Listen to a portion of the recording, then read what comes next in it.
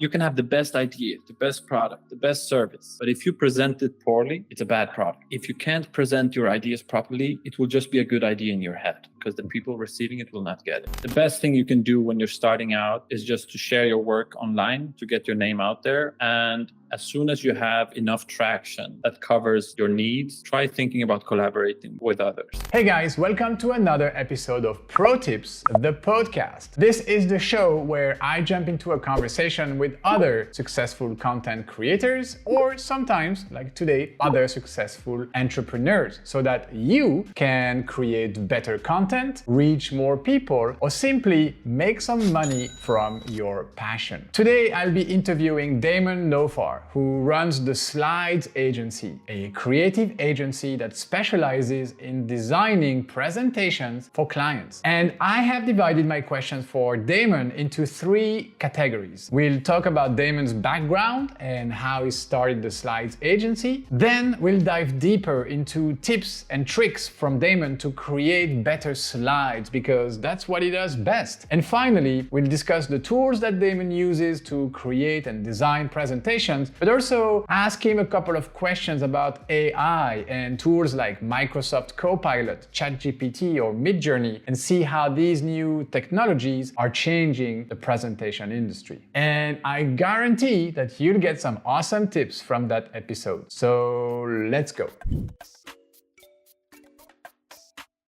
Damon, welcome to Pro Tips. Thank you for your time and for being with us on the show today. Thank you for having me. All right, let's start with the first question. I would like to know a little bit more about your background and what led you to start the Slide Agency. So I have a marketing background. That's what I studied and that's what I thought I would be working with, which isn't too far away from where I'm at right now. Presentations are, you could say they're some type of marketing for sure. And I would say that I've always been fascinated by companies and how they use creative campaigns, how they use copywriting, visuals to sell their ideas and their products. And I found that fascinating. So I thought that that's what I wanted to do. And I think it was just pure chance that I came into the presentation industry, really. I remember I was taking some courses in marketing psychology and strategic communication. And it was during that time that I really got a taste for good presentations. We had one group project that I remember very clearly, where we had to present different creative campaigns that we had developed for a company. And I was discussing with my group, so how can we make this interesting? Because everybody's going to use crappy stock photos and just white slides with bullet points. And I had this idea of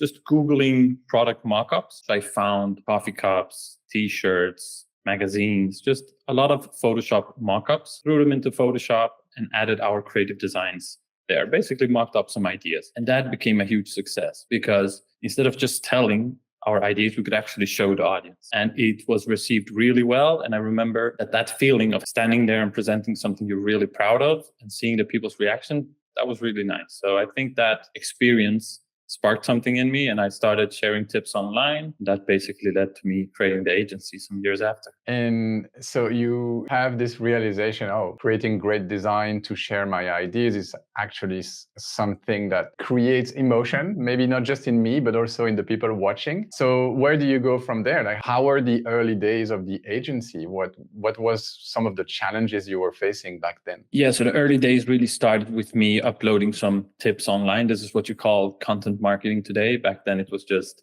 trying to share stuff. And people started contacting me. So businesses from the US, from Australia started writing, hey, we need help with our PowerPoint. And that was a huge revelation for me. Like, people actually pay for this. Mm-hmm. So the early days was really me having a full-time job on the side. And I was doing freelancing early in the morning before I headed to work. And then when I came home in the evening, up until late night, I would still work on this.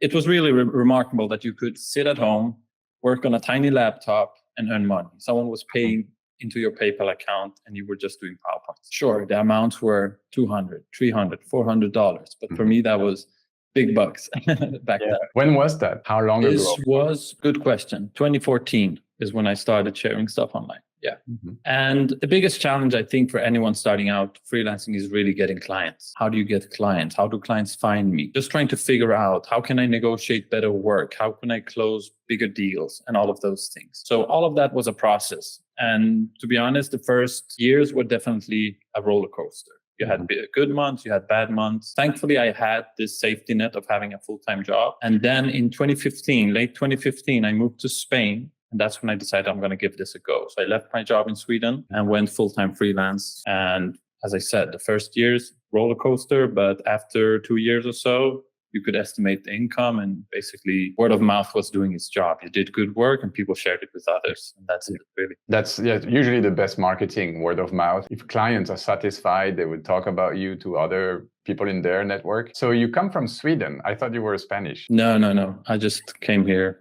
for my girlfriend. Okay, cool. So can you tell us what was your full-time job at the time? Was it related to design? It was a super exciting work in the insurance industry. Okay. So it had nothing to do with design. Design was something that I was doing on the side because I thought it was fun to play with colors, images, typography. That was totally self-learned. And when I found out that you can actually earn money picking the right colors, playing with typography, it was just mind-blowing. I love that story that you had a job, but maybe it was not the most exciting job. And so you developed this passion, or first maybe it's just a hobby on the side and you realize you can make money with it. And then it kind of snowballs from there. And at some point you make the decision to, I want to do this full time. Was the decision to do this full time, does that correspond to when you moved to Spain? Is that when you really rupture with the job and go full on? Yeah. So the decision to, should I do freelance full time or not, was always there. Like, when is the right time? And I think when I reached the point that I was earning pretty much the same as my full time salary, I thought, now the risk is pretty easy to handle. And I was also already discussing with my girlfriend to move to Spain. So I thought, this is the time. You have to. I'm not a person who likes to take huge risks. I definitely like safety. So this was a big step. And the first few months was like, whoa, sometimes you earn 2,000 euros, sometimes 1,000. Oh, this is getting scary now. But with time, obviously, learning how to outsource work and learn work with others, you learn how to grow your business. Yeah, absolutely. So that's when you realize, okay, maybe I should not be by myself doing this. So tell us, what was the next step? Like, how did the agency evolve over the years? What were some important milestones you achieved with that agency? So I think what happened was, after the first or second year, when I was doing all the work, I was working long hours a day, I connected with a guy called Martin from Italy. Shout out to Martin. So he was my first, online friend, collaborator. We were doing the same thing. He was running his agency, I was running mine. And we decided to join forces and try to do something separate under another brand, to see if we can close better deals and just learn the art of collaboration, really. So we started doing that. And one big thing I learned from him was the idea of outsourcing work to free up my own time. So we would get a lot of portfolios from designers that would say, hey, do you have some work? We're looking for work, whatever. And I would always look at it, save it into my folders. I have a huge freelance folder, but I would never reach out. I would never outsource my work, because my mindset at the time was, why would I give up half my income to someone if I can do it myself? I just need to work a couple of hours more, whatever. And one day we got a portfolio from a guy named Felipe in Brazil. Amazing portfolio. I loved his work. And then I threw it into my folder. And Martin said, why don't we give him the projects we're working on right now? I said, no, man, I'm not going to give up 50% of my income. But again, he convinced me to do it. And in 2 days' time, Felipe came back with amazing work. So that was the first time I personally outsourced work, and I just found that really valuable. It freed up my time. I could do stuff like develop my own branding. I could work more with clients, develop relationships. So that was the start of really working with others. And this guy, Felipe and Martin, they worked with me for years to come. So I'm really happy for that. Yeah, very important. And it's true that it's a typical starting entrepreneur mistake to not let go, because it's our baby. We think, oh, like there's the income part. Yeah, I don't want to give half of my income to a freelancer, to a contractor. But also there is like, I don't think they can do it as well as me, because it's my project, my baby, my idea. So learning to let go is super important at that stage. And you understand that. Hopefully you understand it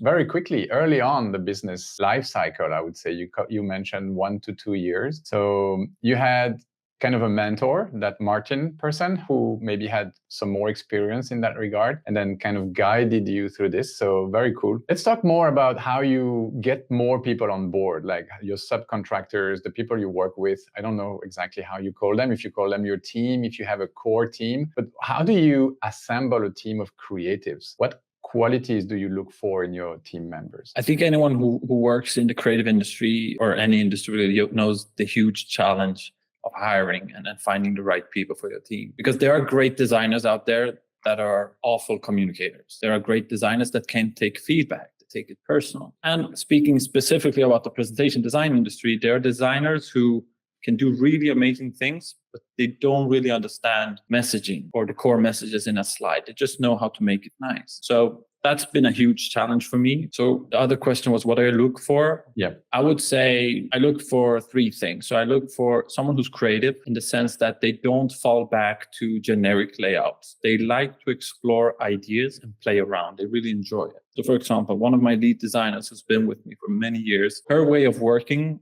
is to create 5, 10, 15 of the same slide, because that's how her creative process works. And you can generally see how it becomes better with time. You can see that the first designs are a little bit wacky, but by the end, it's just amazing results because she's been practicing it and playing around with the design. And I think that type of mentality is very hard to find. And I'm not trying to ditch designers. I mean, it just depends on where you are in life. Maybe you've been in the industry for so long that maybe you lost the passion for it and you just go back to the generic layouts, which I'm going to be honest, I'm getting there as well. I've been doing this for a long time. So being creative is definitely something I leave to my team because I'm starting to lose it. So someone who's creative, someone who's really good at communication, both orally and in written words, someone who can write concise emails, explain their thoughts and so forth. That's really valuable. And finally, which is probably the most important to me, is the attention to detail. The reason I say that it's because I'm a bit of a fanatic when it comes to these things. Like I've had designers that are great designers. They ticked the other two boxes, but at the end, the attention to detail wasn't there.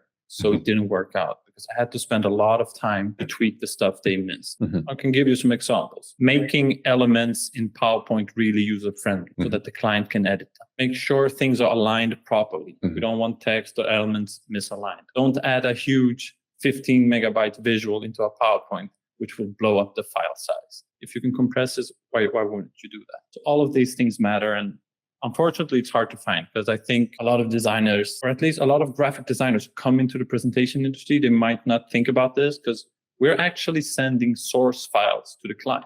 Usually in the design industry, you don't send a Photoshop file. You just send a poster or the end result. But PowerPoint is a bit different. You send a source file, so you need to make sure that's cleaned up and properly handled. Yeah, it does make a lot of sense. And I do really understand what you mean by it's hard to find. Okay, so the three qualities where you need someone who is creative, need someone who can communicate properly, both like visually and with words, but also you need that attention to detail, that perfectionism, which is sometimes criticized, but I think in an industry like slide design is probably more of a quality rather than like a non-quality. In some other professions, it could be slowing you down to be too much of a perfectionist, but not in slide design, in my opinion, or anything really related to design. We also have the great chance to have video editors who are paying attention to these little details. And if there aren't, or if you work with other people, sometimes you can just pull out your hair like, there is an extra space here. It shouldn't be. And you see it because your eyes is trained. But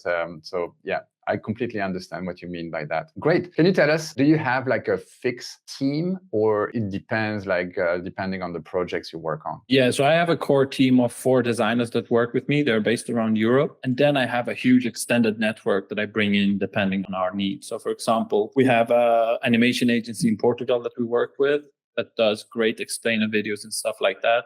Sometimes we see a client needs it, so we tell them, and then we bring that team in. I still manage the projects, but I bring them into the conversation and then we develop it together. We have a copywriter in the UK that we bring in if we see that the client's copywriting is not there and they need help rewriting the script. And then we have a bunch of other designers and 3D designers and very specific niche designers in Ukraine and Poland and elsewhere. So my general experience is that I've worked with people from all over the world. Generally, I prefer same time zone. It's just easier for me to manage when I know that they're up at the same time as me. So I've had collaborators, great designers in the US that we had like 6 hours difference. And I had to tell them, listen, it's not working because I have to wait 6 hours for your answer or whatever. It became very hard. So that's generally it. A core team and then an extended network of freelancers that I work with. Yeah, I think that's a great way to remain flexible for the projects. Yeah, we're almost done with the first part. I would like to know, is there any mistakes you made while building the agency? Then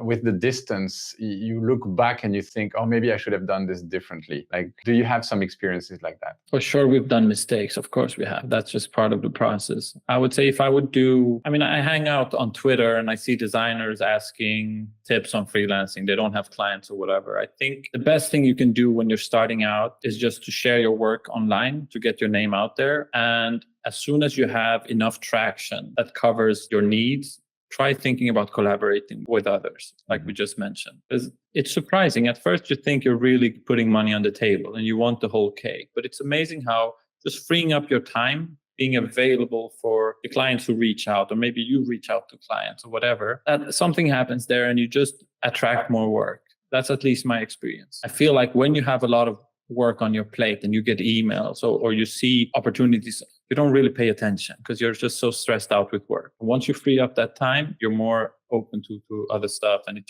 that's how you grow your business, really. So if you had to do it again, you would try to free up your time sooner? Yeah, I would say so. I had definitely, if I started 2014, the first 5-6 years were working 13, 14 hours a day. So yeah, I would definitely do that. Okay, cool. And last question for this part of the interview. Can you tell us about a success story, maybe a particular client you were super proud to land and collaborate with? Yeah, for sure. I think anyone who is in this industry want to work with the big names, the big brands, right? I'm still waiting for Nike to knock on my door. We worked with Uber Eats, which was really good. It was very cool to see their branding and their team and how they collaborate. We had a huge success with a Danish team who was raising 30 million euros to expand into the US. And they ended up raising 50 million euros after we helped them with their pitch deck. Of course, I'm not going to take credit for the whole thing because obviously the team does a lot of work on the data and the story and all of that. So we just help them visualize their deck better. Other smaller success stories that are equally important. We've worked with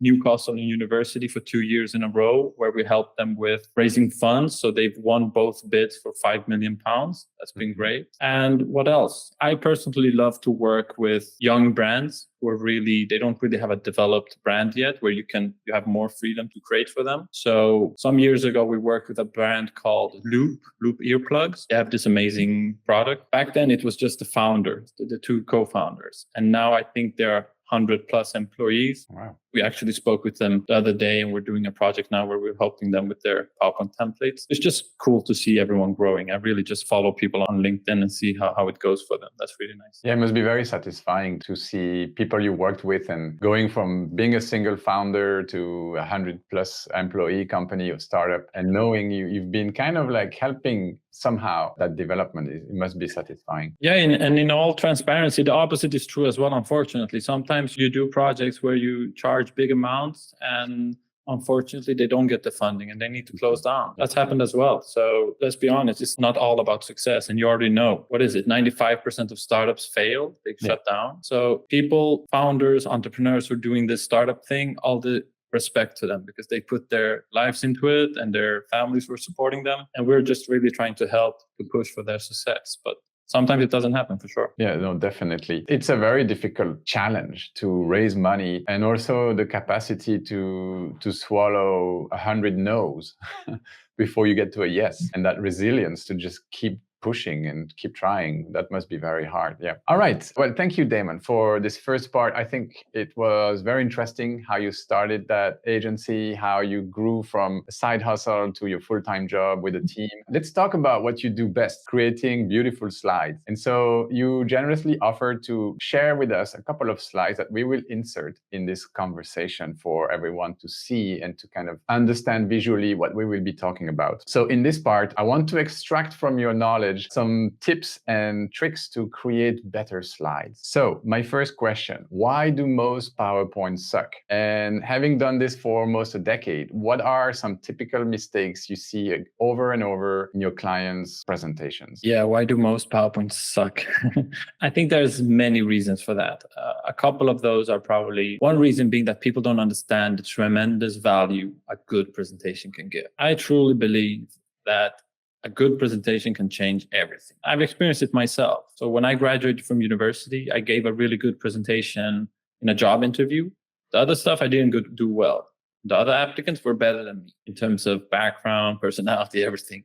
My presentation was so good that they couldn't forget it. And they hired me for that reason, I believe. So I'm actually shocked at how many good ideas are presented poorly. I'm shocked. You can have the best idea, the best product, the best service. But if you present it poorly, it's a bad product because that's what people receive. If you can't present your ideas properly, it will just be a good idea in your head because the people receiving it will not get it. So, for example, salespeople, they spend countless hours doing market research, lead generation, cold calls, booking meetings and all of that. And then they stand in front of the client.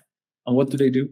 They pull up really awful slides that put their product in really bad light. It's like you just threw out all of the hours work you did. So I don't want to blame all the salespeople because I think a lot of organizations, they don't really value good presentations. They don't give the people the tools they need to develop good presentations.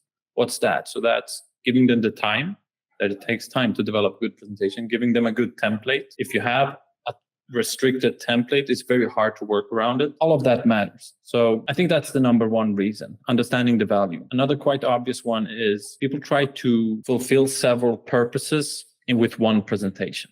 There are a million types of presentations. You can do an informational presentation. You can do an inspirational presentation, a sales pitch, a brochure you need to send out. And all of those are different things. The bare minimum you can do in presentation is to have one deck that is the inspirational deck, the attention grabber, the high level story.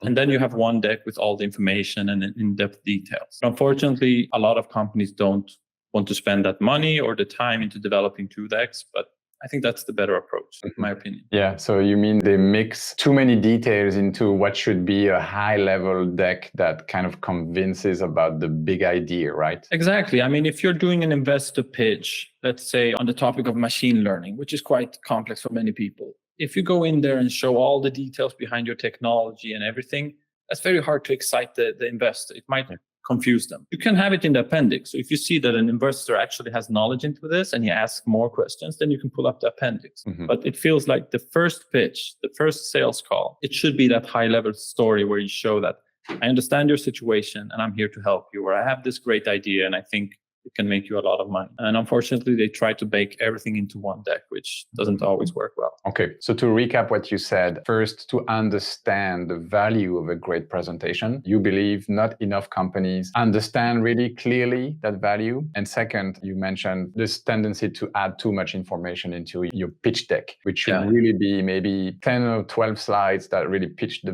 main idea. Or you didn't say 10 or 12 slides, that's my interpretation of what a pitch deck should be, but to kind of take out the unnecessary detail or technicities from that first pitch deck to just communicate kind of your vision and your big idea, to sell your idea to the client. Then the rest can come later or in another document. Yeah, and I think it's maybe the umbrella term presentations, putting all of them under one branch is not doing the business a service, because there are presentations that where you shouldn't spend a lot of time or money into. Maybe it's a weekly update or an internal presentation that really is just about updating the situation or whatever.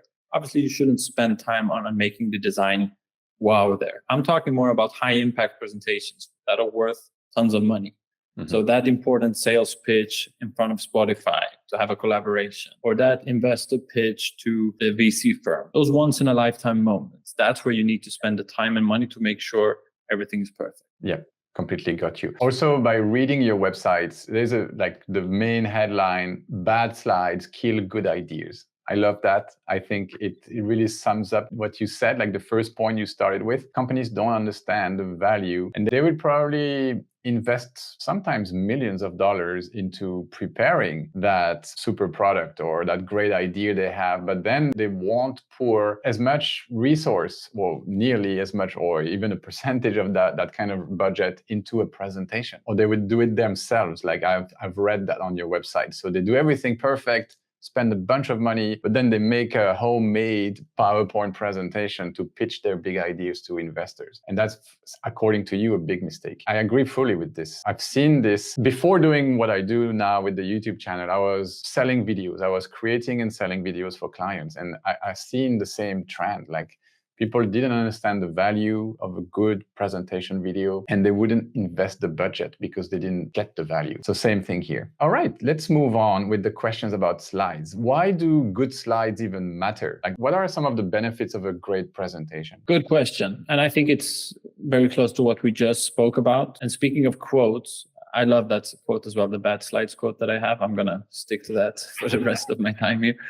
But there is another quote I read not too long ago, which is the better an idea is packaged, the faster it moves. And I think that really is a brilliant way of putting it. If you present your slides with, let's say, a good story, a good delivery on your end, very visual and nice slides, the faster it will inspire the audience, the faster they will share it with others, right? Mm-hmm. To the contrary, if you package your idea really bad with dull slides, no story, just facts and features, obviously it will not be received with excitement, and therefore it will not be shared with others as quickly. So I think that idea of the better you design your product or the better you prepare your slides, the faster it will have this domino effect. So I think that's really important. Great. So a good packaging of your ideas help them spread faster. So yeah, definitely. I think this is super important. Also, it keeps people engage when they receive the message, because you are emitting a message with your presentation, and then there are the receiving part. If they are bored, or if they're annoyed, or if they're just sleeping,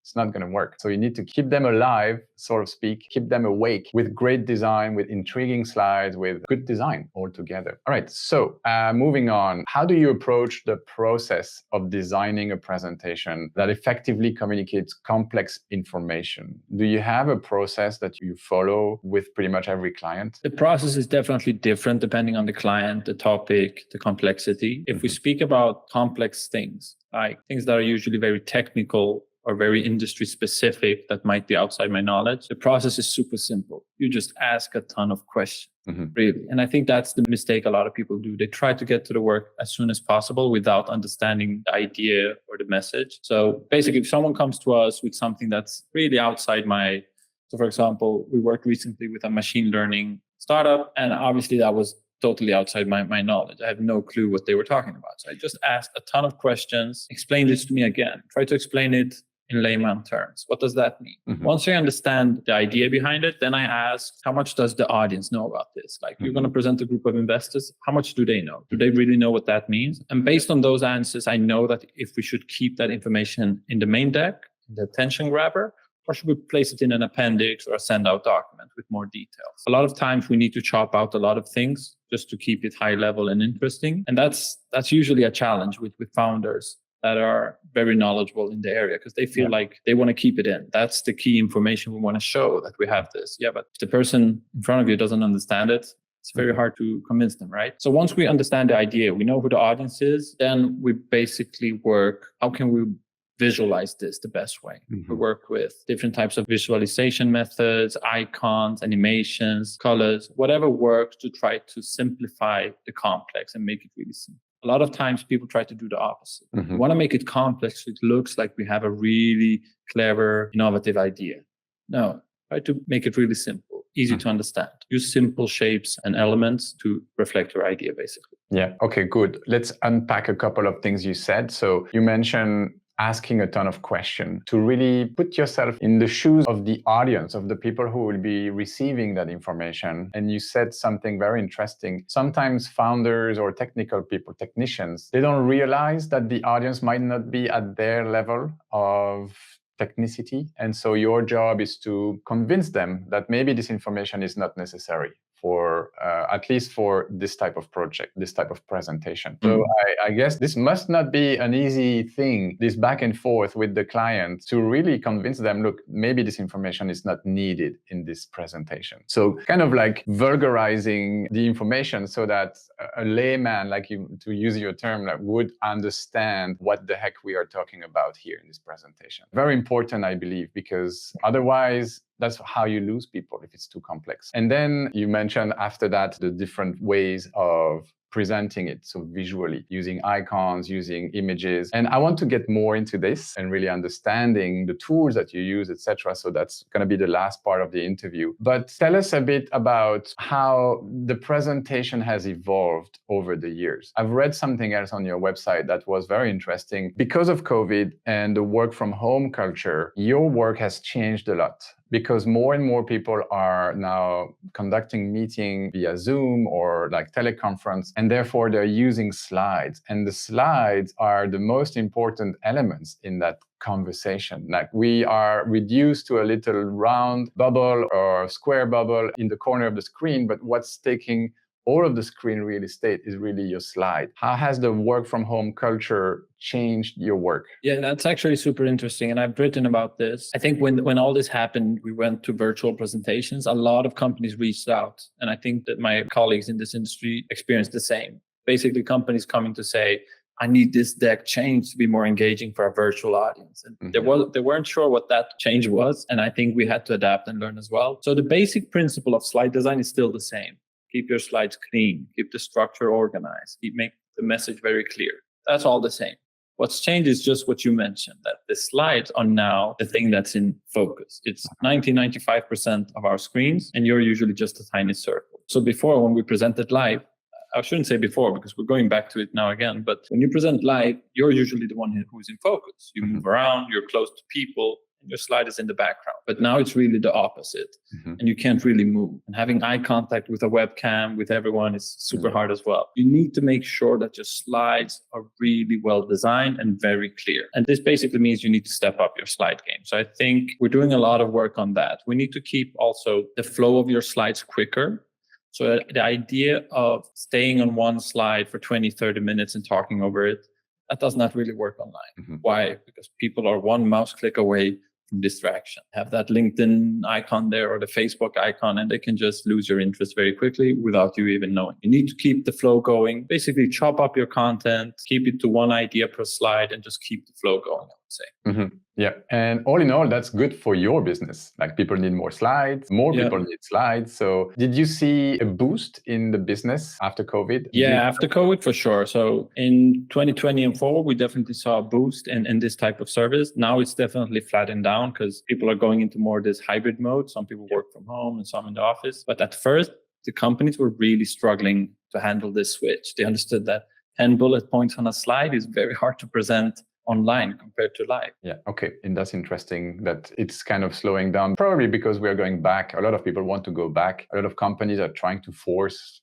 employees to come back to the office, and that's a big problem. All right, let's talk about how to create wow slides. What would be your top 3 tips to create better slides? Top 3 tips. Let's see what comes to mind first. The first thing is getting your story and content right. A lot of times we want to jump on the design part right away, but if you have a bad story, you have a bad message, content, copywriting, all of that, it's very hard to turn that into something exciting. You can make it visually exciting, but it won't really have any substance. So put time into your content and message. What's the key thing you want your audience to leave with? Focus your presentation on that and put the details in the leave behind. And you can use, we're going to cover some tools as well. And I'm going to mention, for example, ChatGPT. You can use that for inspiration and help with your copy as well. But we can talk about that later. Next, you get your content and story right. Make sure your slides are simple and clear. Don't overcomplicate things. Structure your slides in a simple to follow layout. Like, use typical layouts like 3 columns, headline, description, big visuals. Mix it up a bit. Try to avoid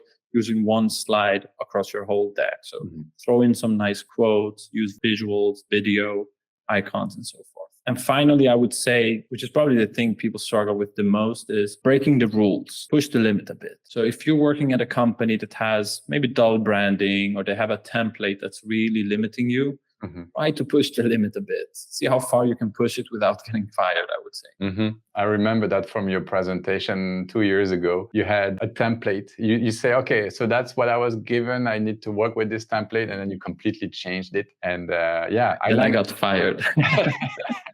I think this is super important because at the end of the day, you are the expert. A lot of big companies, especially like consulting companies, they have these templates with very heavy slides, so much information on these slides. And yeah, it's not exciting. It's not innovative. It's just not good. But they keep on doing it because that's the corporate slide we use. So I love that you are all about challenging that. I think that's really how you progress, how you stay like at the cutting edge of this industry of slide design. Because if there is something in that industry that should definitely stand out is creativity. And if it's a boring template, it kills creativity. I'm not talking about all templates because, for example, me, I work a lot with Canva. Canva has a lot of templates. That's the beauty of it. It has like millions of templates. But when a company has one template, then that's when the problem starts. All right, so get your story straight, create simple and clear layouts, but switch them up a little bit. Don't have just one layout for the entire presentation.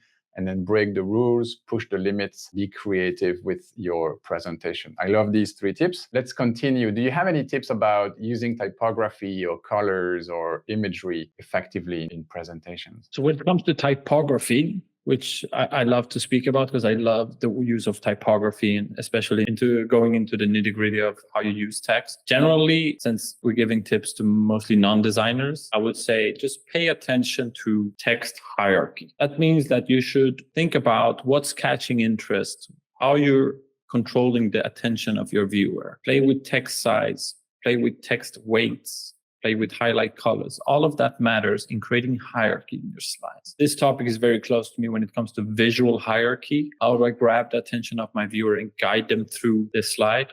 Pretty much like a weatherman guides you when you're talking about the weather and he points at the map. You should do the same with your typography in your slide design. And when it comes to colors, try to use one highlight color. Most of the time, one highlight color is more than enough, depending on the brand, obviously. But if you have black, white, and a highlight color, that can do wonders for your slide because you can guide the viewer again with your highlight color and show them what's the key message, what's the key point I want to make here. And speaking of colors, keep a high contrast as well. So make sure your text and your background has high contrast for accessibility and readability, really. And finally, on images, avoid these stock photos that everyone is using. Try to be a little bit more creative there. There are great sources nowadays where you can get authentic, real photos, so you don't need to fall back to those crappy iStock or Getty images that look really staged. So I would say that's really important as well, because it's very hard to identify with images that really look staged or they look fake. It's just like, dude, a guy working on the beach with a laptop in suit, come on now. Or the corporate team with like all of the different color people in the same shot. Yeah, I do get that. So avoiding the cliches, I would say cliche stock photos. So you mentioned a couple of sources for getting better imagery. Do you sometimes use Canva and tap into their photo library? What are your go-to image banks? Yeah, so I used Canva for many years. I was subscribed to their photos account. That was great. They had some really good shots there. And we have some companies that have Canva accounts, so they have their branding there. And obviously in those cases, we also use it. Besides Canva, I use the typical ones. Unsplash, which is the most famous one. You have Pexels. Reshot is another one. There are a ton of those. If you just Google free stock photos, you'll probably find a ton. And sometimes you need very specific photos. So then we go to Shutterstock and we purchase those. But it's true that it's harder to find good quality images that don't feel staged, that feel a little bit more natural, right? Yeah, definitely. And it is so important because it will make or break your slide. If you have an image that,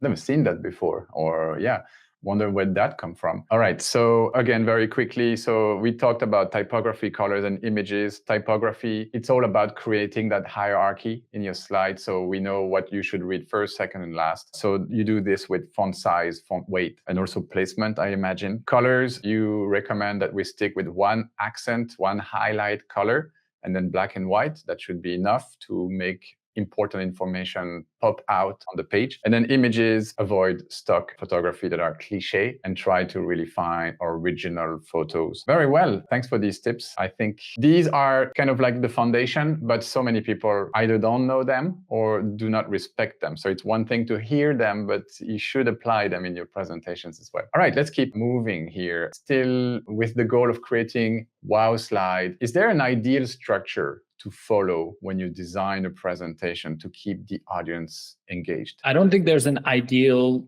structure that fits all presentations, but the general rule is to grab their attention early, show that you understand the audience. So I think this makes sense if I give some examples. For example, an investor pitch. An investor pitch has a typical structure of problem, solution, why now, target market, blah, blah, blah. This is the structure you should generally follow when it comes to investor pitches, because that's just how it works and it works well. But the key here is that you don't need to stick to the structure in order. You don't need to keep all the information that they recommend. So for example, if you have a really strong team, pull that up to the front of the deck. If you have really good traction, again, pull it up, show it early. So don't follow, a lot of people follow with this structure of, well, first we show the problem, then the solution, and they have the team, which is a dream team at the end, for example.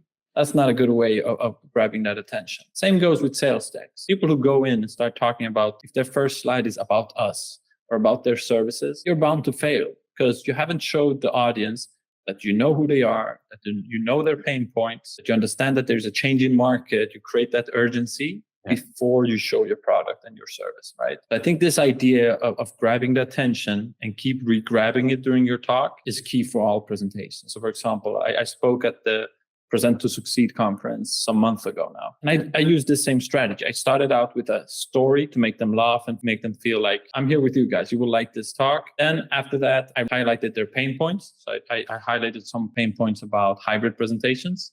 That was my topic. And I showed that I know what you're going through. This is the struggles you're facing. And people are nodding their heads like, yeah, you get you're in my shoes as well. Now I have their attention. Then I go into the tips on hybrid presentations. And I know that I can keep their attention just by using good slides, nice quotes, funny stories, and so forth.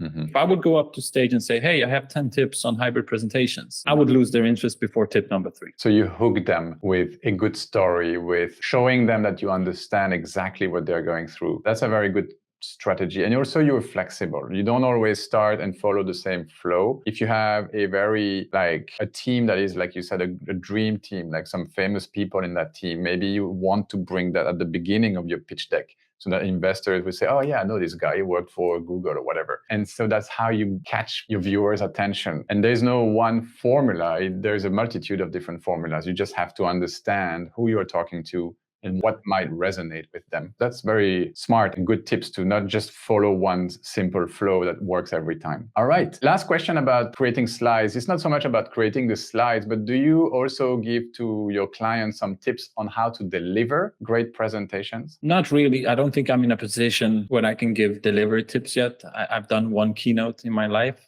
hopefully more to come. I would love to do more for sure. But what we do is that we have presentation coaches, leadership coaches that we partner up with. So we have a team that we work with in the UK. And when I see that a client needs help with that, I would recommend them to them. Another thing we do, we run a lot of workshops where we combine these two skills. So we have a leadership coach or a presentation coach that goes into the client. They do a half day or full day workshop on delivery, body language, voice, all of that. And then I come in for a couple of hours and I do the slide design part. And you get basically the whole package because you can definitely not just rely on your slide. If you have great slides and you don't deliver it well, it's probably bound to fail anyway. I love that you know where your limits are and you partner with other experts to rely on their expertise and you focus on your own core expertise, which is designing slides. Great. Well, let's move on into the last part of this conversation, which is about the technology and the tools that you use to do your work, which is going to be very crunchy because obviously there's so much going on nowadays with generative AI and the latest technology. It seems like every single company is just swearing by AI. What do you think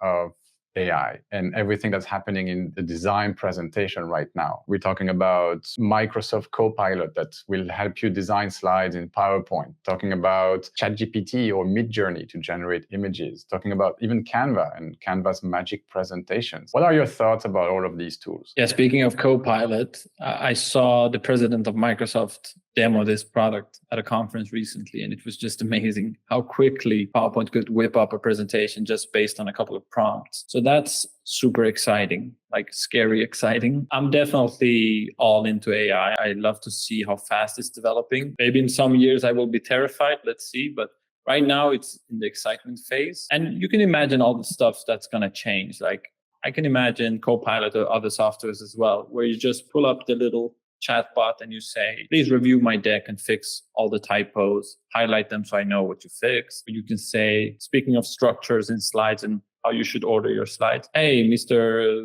AI, review my deck, restructure the slides so they're more impactful and they tell a coherent story, and highlight if there are any gaps that I need to fill. For example, that's a great feature. I know some teams that are training their own AI. So they're basically uploading their work to an AI and teaching it on their style and design style. You can imagine where that would go. When they get client projects, they can quickly brainstorm ideas with an AI and get an idea of how it would look. So I think all of this is super exciting. And there are really new tools popping up every day. You mentioned Canva. I haven't really jumped into the magic presentations bit, but knowing how quickly Canva develops subs as well, I'm pretty sure it's amazing. Well, I have tried it and it works pretty much like Copilot. You start with the prompt, like design a 12-slide presentation on Chihuahuas, and then it would just whip up the slides with titles, content that is actually not just some like lorem ipsum content. It's actually related content to the topic that you ask it to work. So it's pretty good. Obviously, it's not there yet. It's not like 100% something that, okay,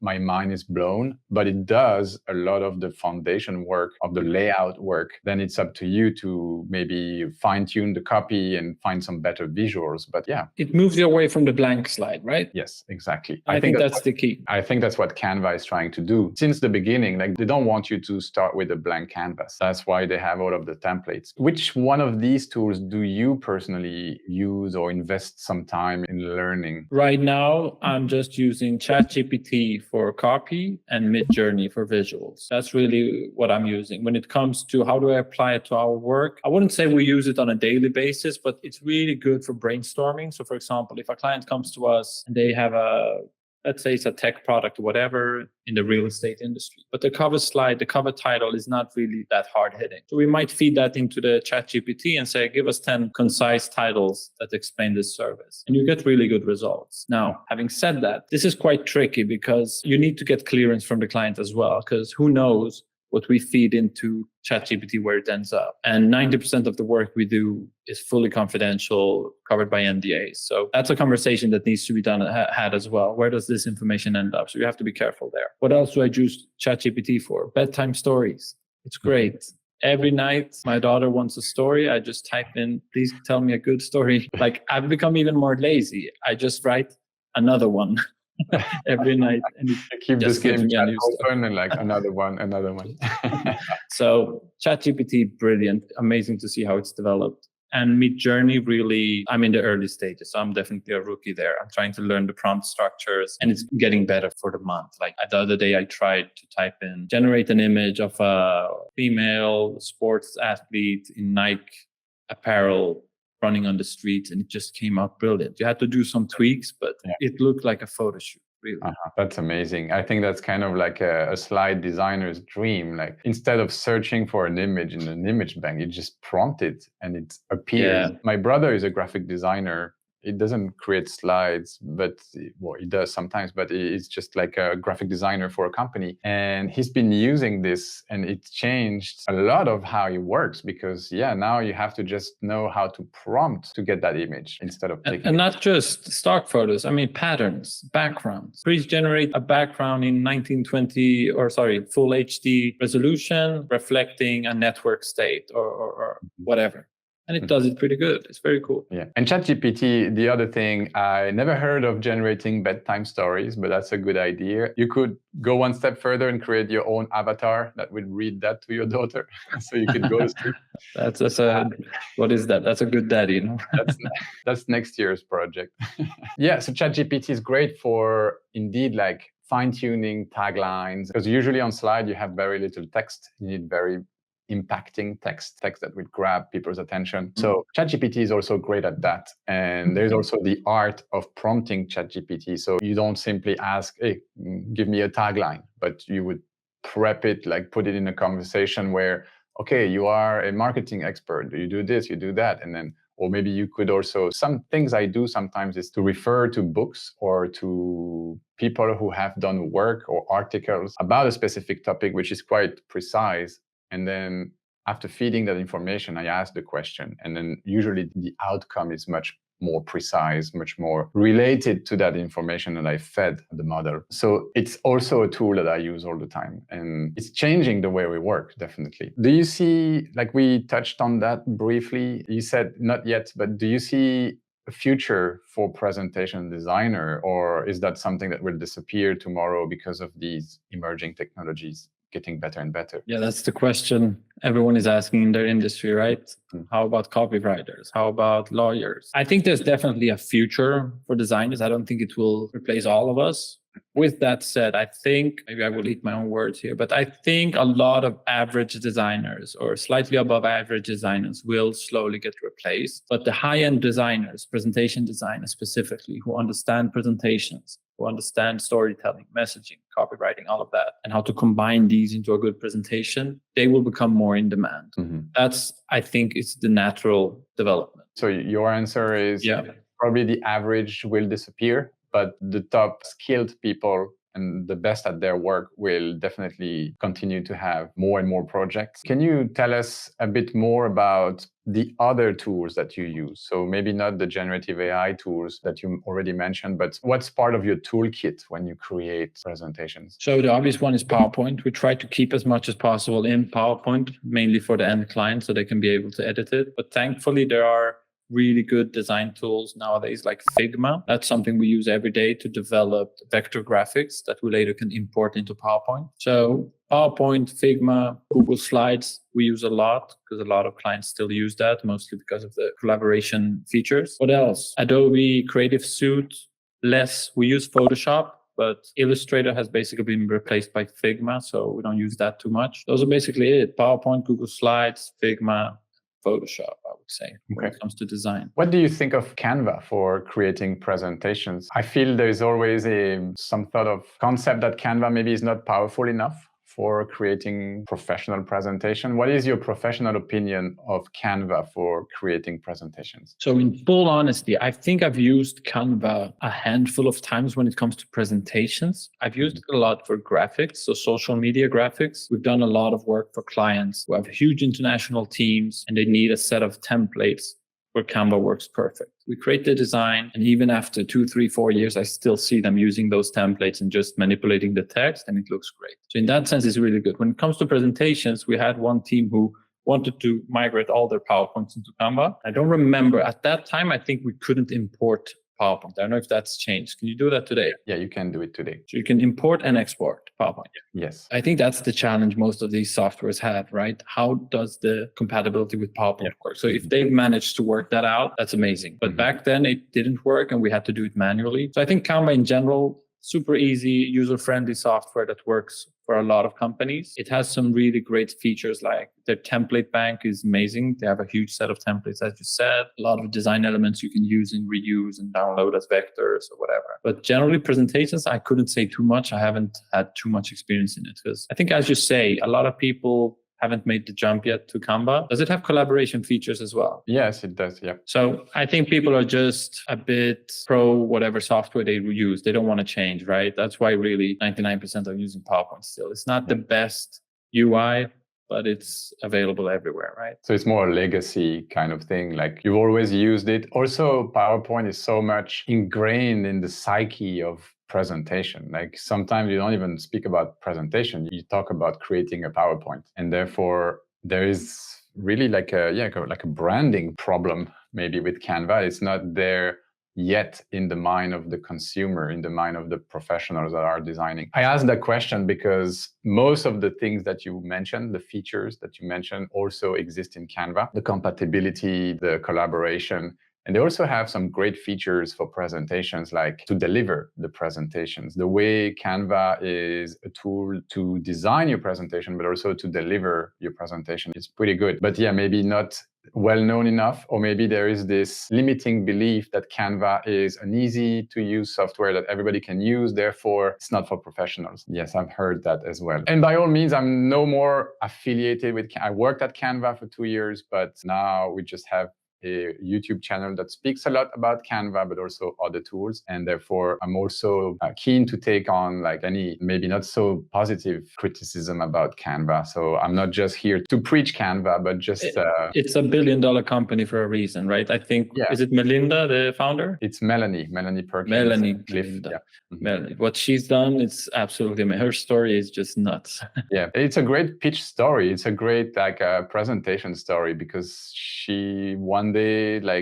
left Sydney to go to California to try to pitch Canva to investors, and she got I think over 100 rejections before somebody listened to her. And she was going there with a bunch of slides printed on paper and and just showing. So that's a great origin story that she loves to use in some of the presentations that she makes. Cool. Let's move on. I have a couple of more questions here. We're almost at the end of the interview. What are some emerging technologies or trends in the presentation design field that you are really excited about, or that you are actively exploring? It's hard to think about anything else than AI right now. We already mentioned ChatGPT, which I think is super exciting to see how quickly it develops. We mentioned MidJourney, Dolly, which are all tools to creating images. That's also very cool to see how that's developing. And I think the use case in presentation is huge there. Instead of going to a stock bank and typing in search words, you can generate an image based on exactly what you need right away. Is it there yet for the average man? No, because you need to really customize the prompts and understand the technology. But based on how quickly it got where it is, I think the coming 6 months is going to be super exciting. Then you have tools like Copilot and other tools that integrate AI directly into the software, which is great for speeding up the workflow. Not so much replacing the workflow, as you said, because it's not there. It's just about getting away from the blank slide, get some inspiration and generate some ideas. All this is going to be super exciting. And I think I see software's presentation tools pop up every day. Like the latest one I saw, I have a bookmark here, so I'm seeing it. It says Tomi, the storytelling platform. So that's basically an AI platform. You type in a prompt. I don't know the huge difference between Copilot, but it's been pretty hyped up on Twitter. So I'm definitely going to check it out and try it out. I would say that's pretty much it. Yeah, I heard about Tomi or Tom. I don't know how you pronounce it, but I heard of this software as well. I haven't used it. I think it's pretty similar to, indeed, Copilot or Canva's Magic Presentation. You pretty much ask the AI to generate some slides based on a prompt. How do you keep up with the latest things? You mentioned Twitter a couple of times. Is that your go-to source? Yeah, I really just hang around Twitter and LinkedIn, really. Just follow people in the industry, design industry. And if something is good enough, it just ends up in your feed together with all the other crap. Definitely. Okay, so how do you keep that store that information? So you see something interesting on Twitter, what do you do with it? Do you bookmark and then dedicate some time during your week to really learn some new things? Is that something that is built in your schedule? That's a good question, because there's so many things coming, and how do you really dive into this? What I've done is I generally just bookmark or send myself an email like everyone else. And then I try to schedule 1-2 hours on Fridays where I just explore these new things. So right now I'm exploring MidJourney, trying to dive deeper into that. Then again, we're updating the website, so that comes as well. But I think whoever is trying to explore these things and says, I have no time, I have a full-time job, I want to see what everyone is doing, you just need to schedule it in. If it's important for you, schedule in an hour and just dive deep into it. I fully agree with you. I also do this, I bookmark. I don't send myself emails. I send myself Slacks, Messengers, WhatsApp.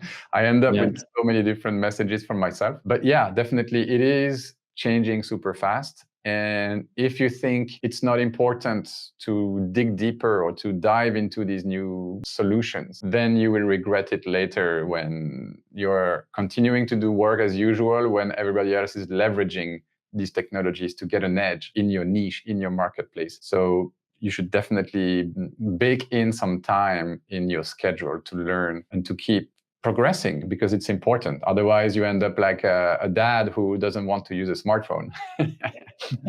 And that's going to be a problem. All right, I'm done with my questions. Do you want to talk a bit about the agency? How can people get in touch with you? And how can you help clients? Sure. So people can find me on LinkedIn. Just search for my name there. I'm happy to connect. I try to post one thing a month. I'm really slow there, but I should definitely step up my content there. And then they can go to the website slides.agency. We're actually doing an update with new case studies and new design, new branding coming up as well. So hopefully during the summers, I hope we can launch that. So check back to my website. Yep. And that's pretty much it. What do we do for clients? We work with a lot of startups and established brands to help them with their presentations. If it's templates or if it's a one-time sales pitch or investor pitch, we're happy to help with the design and story there. So yeah, definitely hit Damon up via the website. We'll have all the links and everything showing on screen. I really appreciate your work. And I appreciate that you took the time to have this conversation with me. So thank you very much for being with us. I wish you all the best with the agency and continue to create beautiful slides for the world. Thank you so much. Thank you for having me. Thank you.